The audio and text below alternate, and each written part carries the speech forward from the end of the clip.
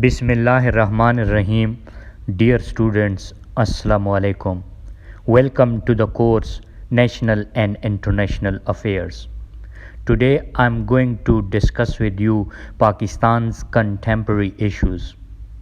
As I have already discussed many issues which Pakistan is facing today in my previous lectures, but today I am going to discuss with you the three major or basic crises or issues which Pakistan is currently facing. One of them is the energy crisis. The second one is the political instability, and the third one is terrorism in Pakistan. As you all know that Pakistan continues to face multiple sources of internal and external conflict. While domestic terrorism has been reduced in last few years, in part due to measures taken by the Pakistani state, extremism and intolerance of diversity has grown. There is some recognition by the state that instead of merely kinetic responses, holistic counter-terrorism policies are needed to counteract this trend. The growing extremism has been fueled by a narrow vision of Pakistan's national identity, threatening the country's prospects for social cohesion and stability. The inability of state institutions to reliably provide peaceful ways to resolve the grievance that has encouraged groups to seek violence is a legitimate alternative. While peaceful political transitions occurred in both in 2013 and 2018, the country is still facing mounting debt crisis and a trade imbalance on the economic front. Pakistan's high-profile dispute with neighbor countries like India and Afghanistan have periodically resulted in violence and continue to pose a threat to regional and international security. So Pakistan is once again passing through a critical phase of its history, marked by political instability and serious economic problems. Let's talk about the energy crisis. From where does it started? In the 1980, a large civilian energy input and infrastructure was built by the Pakistan military, with the financial funds provided by the various countries and international monetary sources like IMF or World Bank. In the 1960s, much of the energy was produced by the hydroelectric dams and thermal power stations. After 10 years, in 1970, Pakistan's energy consumption expanded to nuclear power sources with the establishment and commissioning of first nuclear power stations, which was built in Karachi. Later in 1980, the dependence on nuclear sources further grew and the military continued engineering and building the nuclear power infrastructure. In 1994, the Prime Minister Benazir Bhutto, who was the head of the Pakistan's People's Party, launched the country's first ever and largest energy conservation program to produce about 13,000 megawatt, and they issues about 70 memorandum of understanding, which is called MOUs, and the letters of intent to independent power producers. This year, in the same year 1994, energy policies brought a decisive shift in Pakistan's diverse energy sources. Total installed capacity of 11,000 megawatt, which is around about 60% of energy. That energy was produced from the hydroelectric power sources, while nearly about 40% was produced from the thermal and nuclear sources. According to the Sartaj Aziz, he was the economic statistics he produces, he was an economist, that this mix was reversed from, I mean that 60% and 40% was bring to 30% and 70% in favor of thermal capacity based on imported fuel. Every year, this ratio went down further to 20 to 80 in the winter months, as hydropower generations was reduced due to lower water flows in the rivers. Controversially, the energy policy depended less on renewable energy sources and dependence on imported oil, which was increased, that created a permanent fault in country's energy conservation system. In 2001, the military government led by General Pervez Musharraf and the Prime Minister that time he was Shaukat Aziz, while contributing to the growth of domestic demand for electricity through large scale provision of bank loans for the purchase of air conditioners and home appliances. Share of domestic energy consumptions had jumped from 46% of the total of 2008. It didn't add any new capacity to the energy system. Let's talk about the conservation and consumptions of energy.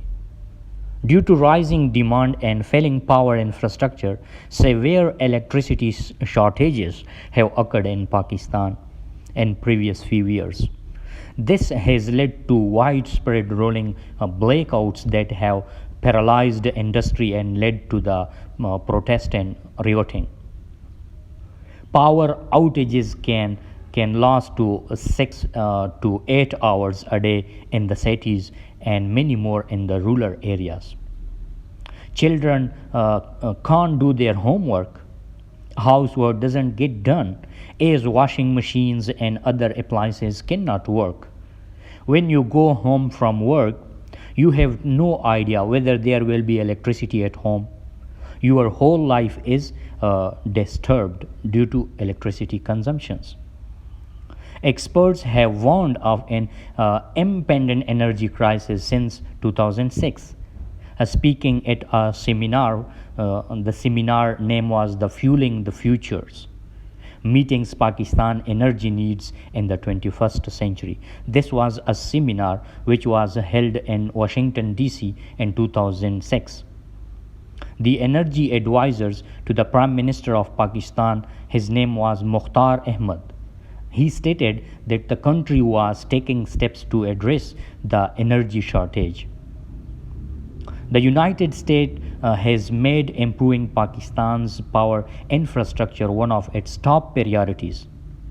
U.S. Special Convoy Richard Holbrooke, his name was Richard Holbrooke, while describing the power situation in Pakistan is unacceptable. He stated that the United States would go to its absolute limits to help Pakistan overcome the crisis. There are different variations by regions. Let's talk about it.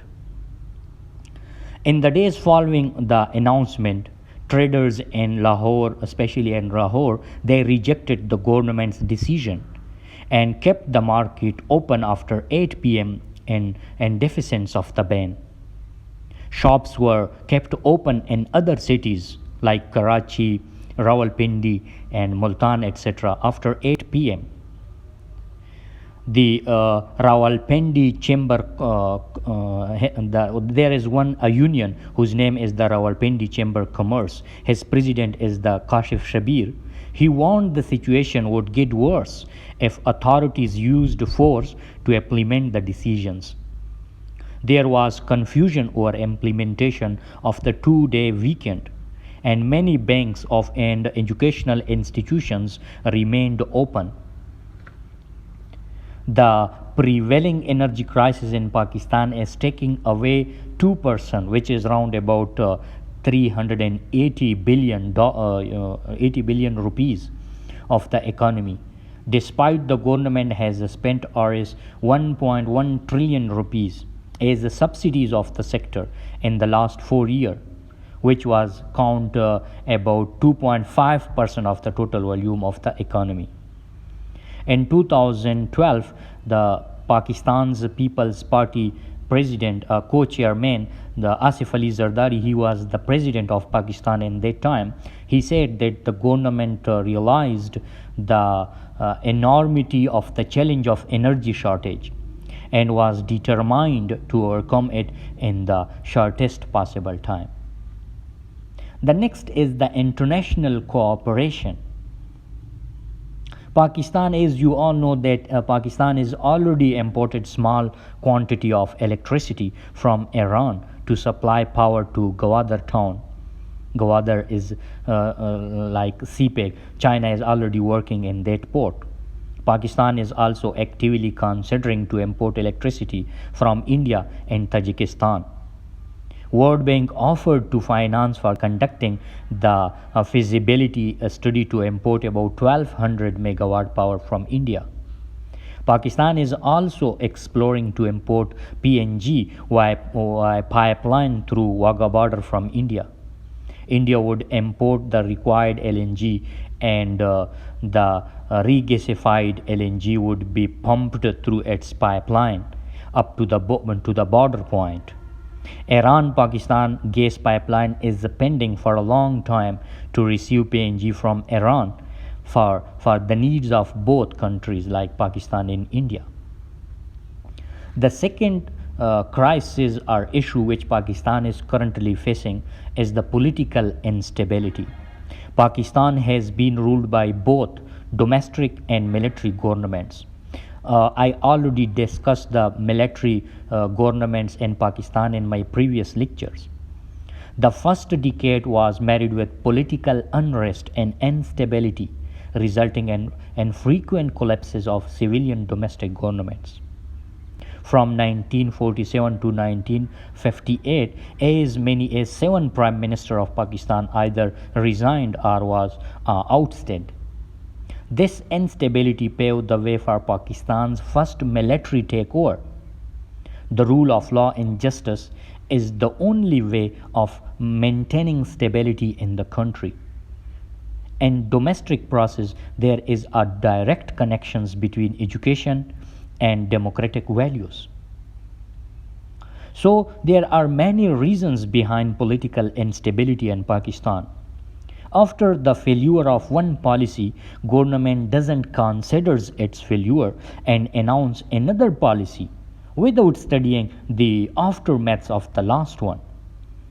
Party leaders have their own interest and aims. It is difficult to point out all cases of unstable Pakistan, but the major problem of unstable Pakistan is poverty, injustice, and inequality. These are which are becoming the cause of crime and social disorder. Also, the heavy taxes and unemployment are crushing the people, and they are forced to live below poverty line. Load shedding, high prices, and target killing, especially in Karachi city, are the gift for common people. Law and order conditions are out of control. As you all know, the situation of Karachi nowadays.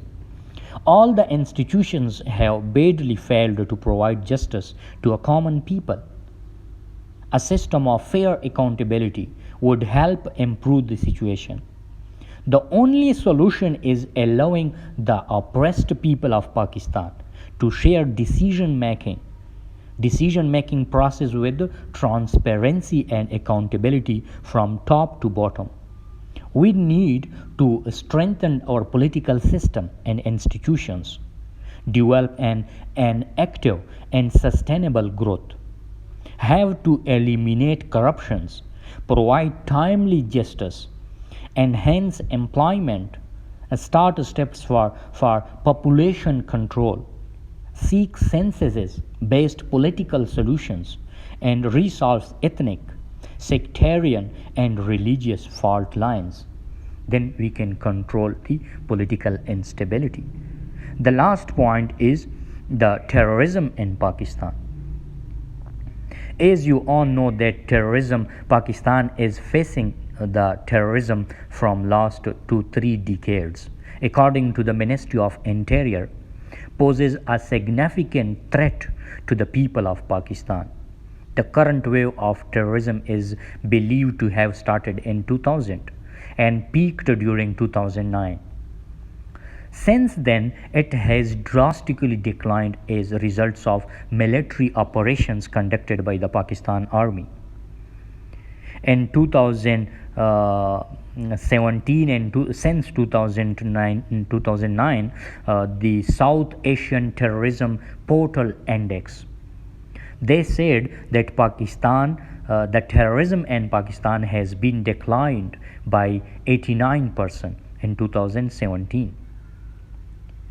Pakistan military has launched a series of military offensive against terrorism groups in federal administrated areas like FATA, which has been emerged currently. In 2001, they started operations. The offensive brought peace in those areas and the rest of the country. Many terrorists belonging to various terrorist groups were killed. However, some militants managed to flee to Afghanistan. From Afghanistan, those militants continue to launch attacks on Pakistan military posts located near the border. In 2017, the Afghanistan's chief executive, Abdullah, he admitted that Tehreek-e-Taliban Pakistan has a foothold in Afghanistan. According to United States Department of Defense, they claim that about 300 to 500 terrorists belonging to TTP are in Afghanistan. Pakistan officials often blame India and Afghanistan for supporting terrorism in Pakistan, as you all know. India has denied Pakistan's allegations. However, Afghanistan has admitted providing support to terrorist groups such as Tehreek-e-Taliban Pakistan, which is called TTP.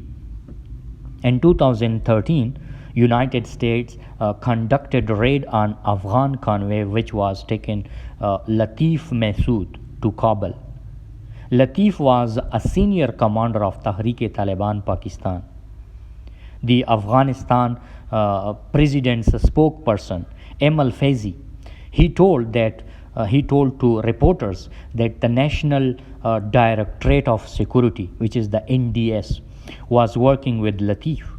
Latif was also involved for funding to TTP. Some of the funding for TTP might have come from NDS.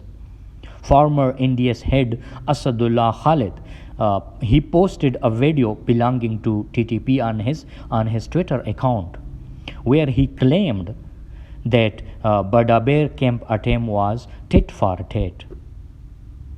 So police force remains the most credible tool for enforcing a sustained and successful counter-terrorism strategy.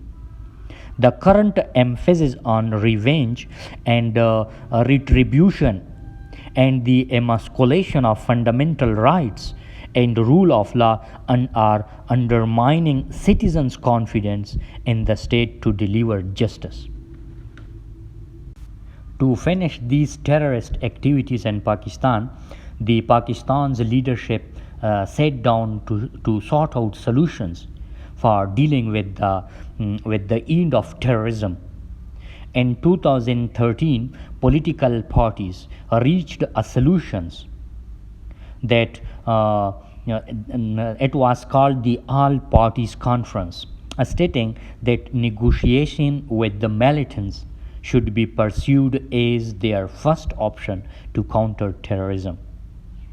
So they decided to initiate a military operation against a terrorist named as Operation Zarb-e-Azab.